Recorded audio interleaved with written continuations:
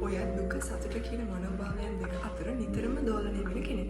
අද අපි කතා කරන්න යන අක්‍රමිකතාවය තමයි ද්විද්‍රව අක්‍රමිකතාවය. එහෙම නැත්නම් බයිපෝලර් ඩිසෝඩර්.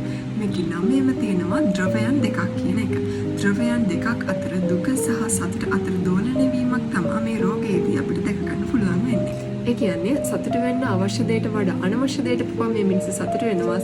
දුක් වෙන්න අනවශ්‍ය දෙයට පවා මේ මිනිස්සු දුක් වෙන තත්ත්වයක් තමයි මේකෙදී අපිට දැක ගන්න පුළුවන් වෙන්නේ. අධික අසාමාන්‍ය සතුට කියන ද්‍රවයට ගියොත් මේනියා තත්ත්වයකුත් අසාමාන්‍ය දුක කියන තත්ත්වයට ගියොත් ડિප්‍රෙෂන් තත්ත්වයකුත් ඇතිවීමේ හැකියාවක් මේ බයිපෝලර් ඩිසෝඩර් තත්ත්වයේදී අපිට දැක ගන්න පුළුවන්. මේ රෝග තත්ත්වයේ ජානමය වශයෙන් ඇතිවීමේ සම්භාවිතතාවය වැඩි වගේම 18න් පස්සේ නවයෝන්විය ඉන්න තරුණ තරුණියන්ට ඇතිවීමේ අවදානම වැඩි. DSM-5 වලට අනුව බයිපෝලර් ඩිසෝඩර් තියෙන රෝගියෙකුට තියෙන රෝග ලක්ෂණ මොනවාද කියලා අපි ඊළඟට බලමු. මේ රෝගියෙකුට තියෙන ප්‍රධානම රෝග ලක්ෂණ තමයි අධික මානය. එහෙමත් නැත්නම් උඩඟුකම.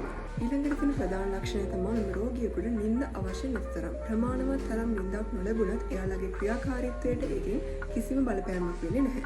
මේ බයිපෝලර් ඩිසෝඩර් රෝග තත්ත්වයේ තියෙන පුද්ගලයන් හරිම ටෝකටිව්. විශාල වශයෙන් කතා කිරීමට මේ පුද්ගලයන් යොමු වීමක් අපිට දක්නට පුළුවන්. මේ බයිපෝලර් ඩිසෝඩර් රෝගියෙකුට තියෙන තවත් ප්‍රධානම රෝග ලක්ෂණයක් තමයි නිින්ද අවශ්‍ය නැති තරම්. මෙයාලගේ එදිනෙදා නිින්ද අවශ්‍ය ප්‍රමාණය නොලැබුණත් එදිනෙදා ක්‍රියාකාරීත්වයට කිසිම බලපෑමක් ඒකෙන් සිද්ධ වෙන්නේ නැහැ. ඊළඟට තියෙන රෝග ලක්ෂණය තමයි කලහකාරී හැසිරීම. මේ පුද්ගලයන් අධික වශයෙන් එදිනෙදා ජීවිතයේදී කලහකාරී හැසිරීම පෙන්නුම් කරනවා.